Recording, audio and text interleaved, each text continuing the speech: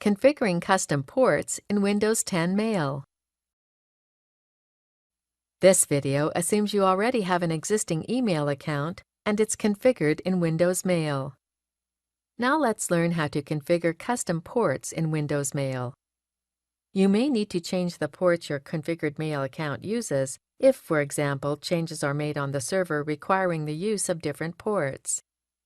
This video will show you how to change those ports in the event you ever have to. Click the Settings icon. Then click Manage Accounts.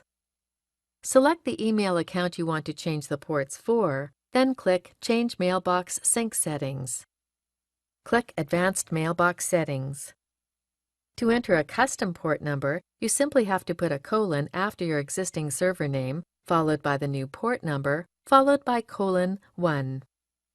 Let's force our outgoing email server to use port 465. Enter :465:1 after the server name. Note that the first number is the port number, and the 1 after the second colon denotes that it is to use SSL encryption. When finished, click Done, then click Save. That's it! We've successfully changed the port number for our outgoing email server. This is the end of the tutorial. You now know how to configure custom ports in Windows Mail.